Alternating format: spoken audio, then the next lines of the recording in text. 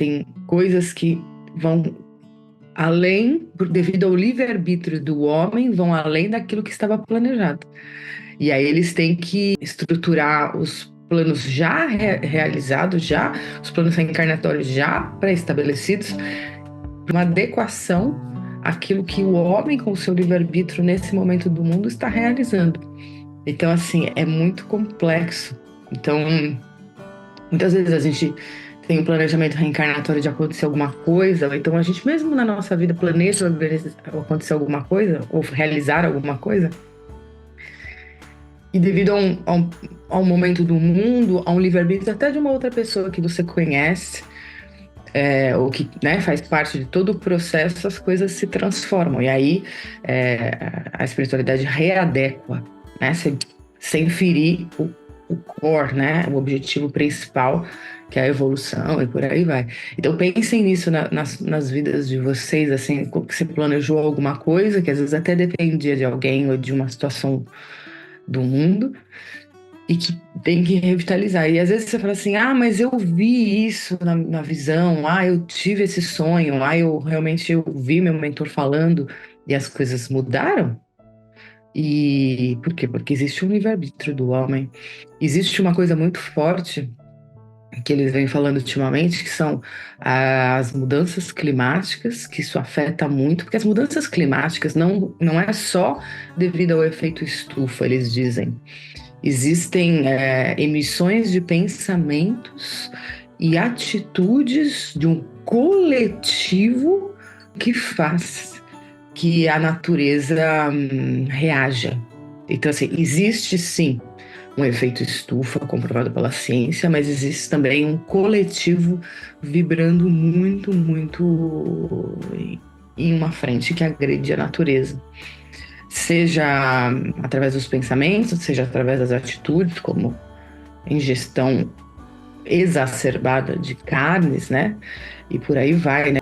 E para falar sobre isso hoje, e sobre esse mundo que está também muito frenético e muito estressado, com que faz com que as pessoas desequilibrem no seu lado emocional e psicológico, porque as pessoas, elas não vivem as suas essências, elas fazem aquilo que tem que ser feito, o que o outro quer que ela faça, porque ela tem que ganhar dinheiro, porque ela tem que agir assim, porque o outro precisa disso, porque eu preciso ter algo, né? Eu estou aqui num continente, eu vou falar da América, não dizendo que a Europa é diferente, mas assim, são modos de viver também um pouquinho diferentes, na Ásia ainda mais diferente ainda, mas que você tem que ter.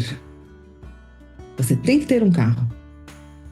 Aí você tem que pagar o seguro, você tem que lavar o carro, aí você tem que fazer a manutenção do carro, você tem que ter. Então é um dispêndio de energia, de dinheiro e de uma coisa que você tem que, porque não é proporcionado uma decisão para você de eu vou de trem, eu vou a pé, eu vou de barco. Não, você tem que ter o carro. Eu estava conversando com uma amiga minha de Washington, que eu fiquei ali essas semanas que passaram, e eu falei assim, se acabar a gasolina do mundo, o petróleo do mundo, os Estados Unidos param. Digamos que a grande pandemia fosse, não tem mais gasolina. Não existe mais gasolina. Por 6 meses. Que nem a gente ficou sem sair de casa, né? Na pandemia. Ninguém nunca esperava que o mundo inteiro ia ficar dentro de casa. Imagina se acabasse a gasolina. Para os Estados Unidos. Mas não só os Estados Unidos. Para o Brasil, para a Europa, para entre aspas, porque ali se caminha um pouco mais, né? Tem a bicicleta, é uma geografia diferente, obviamente, é mais plano, já tem a linha de trens e por aí vai, né? Temos as grandes coisas. Mas existe um investimento tão maciço na aquisição de carros, porque as distâncias são maiores, que você é codependente daquele recurso natural, fóssil. Então isso é uma coisa que a gente tem que perceber. E aí existe uma codependência também dos países, para os países que produzem petróleo, aí gera poder, aí gera política, aí gera lobby. E tudo isso influencia em quem? Influencia na sua vida, no quanto você gasta, no seu salário por mês, o quanto você tem que tirar um percentual para ter que fazer alguma coisa que o coletivo ou que a sociedade impõe. E aí as pessoas não vivendo suas essências, isso é só um exemplo, tá? Tem tantos outros. E faz com que não vivam as essências, fiquem nervosos, desequilibrados, atraem obsessores e por aí vai. E aí prejudiquem ainda mais a sociedade. Então, nessa história toda, vamos falar de novo. Eu estou apaixonada por esse livro, eu só me emociono. E é um livro que são capítulos curtinhos, então, sabe aquele final de noite quando você lê assim, 10 minutinhos você leu. E Francisco sempre me inspira, né? Como meu grande amigo. Então, esse capítulo do livro maravilhoso do José Carlos de Luca, que faz realmente sua missão, chama simplesmente Francisco. E tem o capítulo 25 que chama O Peregrino da Paz. Antes de eu falar uma frase aqui, eu vou contar o que aconteceu, porque todo mundo sabe que São Francisco é conhecido como o santo dos animais, o santo do lobinho, e por aí vai. Então, o que é essa história do lobo? Não sei se vocês sabem essa história do lobo, né? Existe uma cidade. E onde foi isso? Porque a cidade ainda existe. Então, São Francisco morava em Assis, tá? Ele é São Francisco de Assis. E ele estava lá, já bem famoso por tudo que vinha realizando, as curas e por aí vai. Só que era um grande caminhante, né? Caminhava por toda a região ali, tanto que existe o caminho de São Francisco, como existe o caminho de Santiago, existe o caminho de São Francisco. E aí chegou até ele, né? Não existia WhatsApp, não existia jornal nessa época, mas chegou a mensagem de que na cidade de Gubbio, que é uma cidade medieval lindíssima, quem vivia para a Itália, faz favor de visitar Gubbio, que é maravilhosa. Na cidade de Gubbio, a população estava amedrontada porque um lobo estava matando os animais, os cachorros, estava ameaçando as crianças das famílias. Um lobo feroz estava perturbando a paz da cidade. E a sociedade inteira queria matar o lobo, queria terminar com essa história do lobo. Aí, São Francisco sai de Assis, e é longe, tá, gente? Caminha com os seus até Gúbio. A hora que ele chega em Gubbio, uma grande festa, porque ele era muito conhecido. Nossa, São Francisco, Pai Francisco chamavam, né?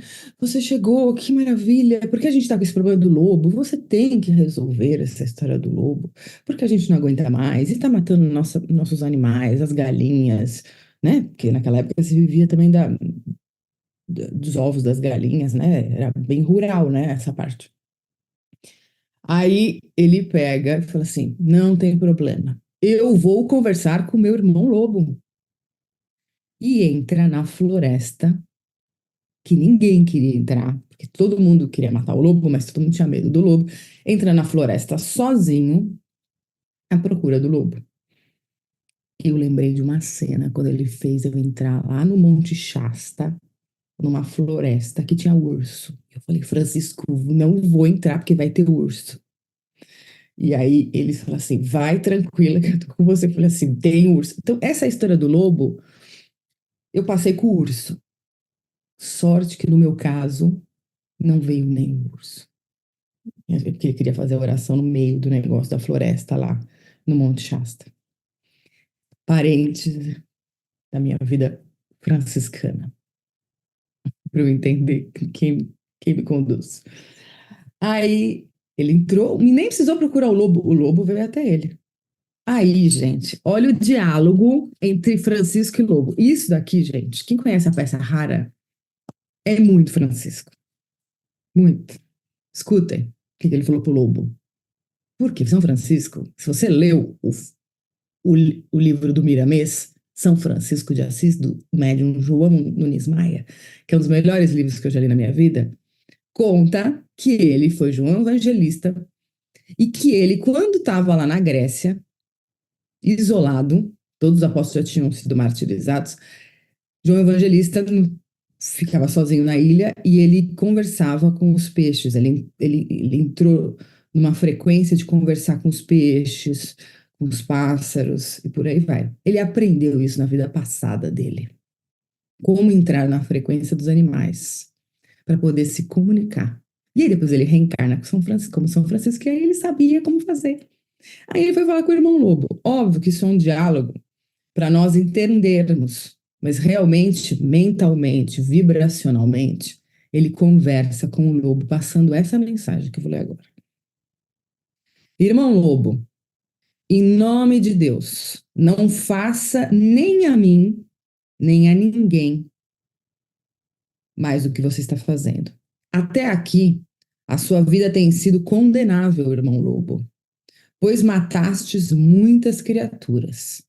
Os cidadãos de Gúbio estão horrorizados contigo. Mas eu quero, irmão Lobo, fazer as pazes entre ti e os homens. Mas eu quero e vou fazer. E eu, como sei que tens cometido todos os males pela fome, venho prometer-te alimento. Todos te darão carne, desde que sejas pacífico e bom. Irás de casa em casa, sem que faças mal algum a ninguém. E aí, o lobo, conta-se, né, existem textos históricos, né, porque essa história depois reverberou, ele contou para o Frei Leão, por outros frades, e também é tudo escrito, né? Conta-se que ele volta da floresta com o lobo ao lado, porque a hora que ele falou frequentemente com o lobo que nem um cachorro, assim, sabe?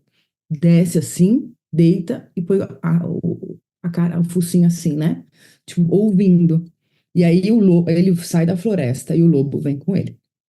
Chega na cidade, horror, porque aí chega o lobo, mas ele tá do lado com o lobo. Aí ele conversa com toda a população, fala: olha, eu conversei com o lobo, tá aqui meu amigo lobo, meu irmão lobo.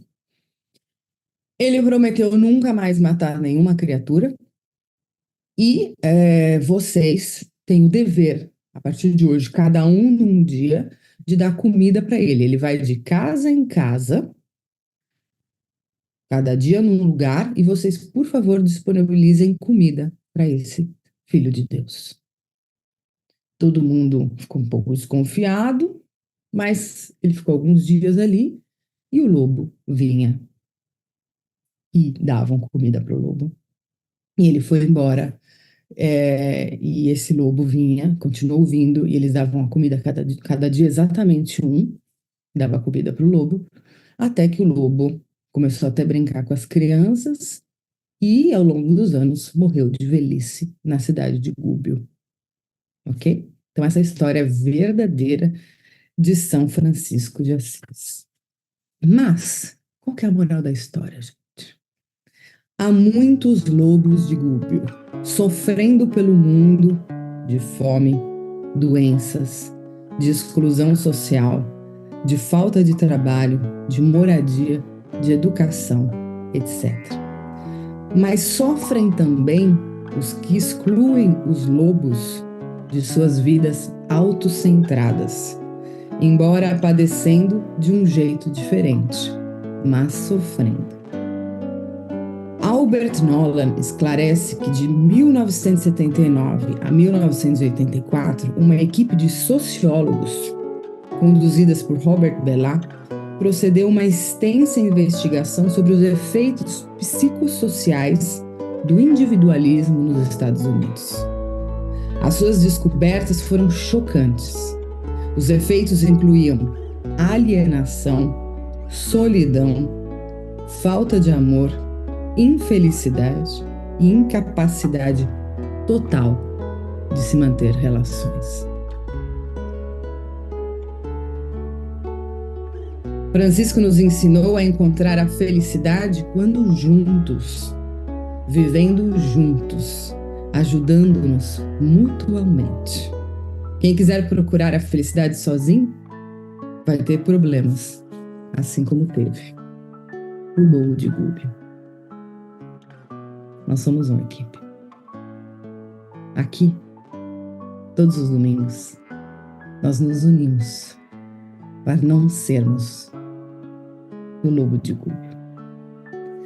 Quantas pessoas você conhece que mesmo em família, às vezes, são completamente sozinhas? E elas agridem. A frustração é tanta, que ela não consegue mais manter a frustração dentro do seu corpo, dentro da sua mente, dentro do seu espírito. Ela precisa jorrar em alguém. Em geral, faz quem ela tem mais intimidade dentro de casa. E é assim que se acabam muitos casamentos. É assim que muitos relacionamentos entre pais e filhos se destroem. Porque a pessoa é tão frustrada, tão infeliz devido a uma interiorização, primeira mental, emocional e espiritual, que ela fica desequilibrada e agride. A gente precisa dar, como São Francisco propôs, o alimento para essa pessoa. Precisamos dar energia. Esse alimento pode sim ser aquele bolo que você vai fazer, que você vai jogar um monte de purpurina ectoplasmática e vai fazer dessa pessoa, por 30 segundos, feliz. Ou você pode fazer agora um trabalho espiritual, como nós vamos começar a fazer, que você vibra, pede ajuda para a equipe, coloca o nome da pessoa em vibração, na lista de vibração. Liga de vez em quando, manda uma mensagem, reza pela pessoa. Você está dando um alimento para cada uma dessas pessoas que precisam ser abraçadas e sair de um momento de solidão, um momento psicossocial que cria alienação, agressão e por aí vai. Lembre-se disso, todo mundo que te agrediu um dia ou que já te agrediu tem algum desequilíbrio emocional naquele momento e você precisa simplesmente dar o alimento ao invés de tentar matar o lobo ou afastá-lo de ti. Esse é o objetivo aqui da Essential Way, de unir as pessoas também em um grupo de pessoas afins que realmente querem fazer esse mundo melhor, se curarem moralmente, se equilibrar. A mensagem de hoje é essa. Esse é o livro que me emociona. Essa é a entidade maravilhosa que me emociona. São Francisco de Assis, que nos ensina nas entrelinhas.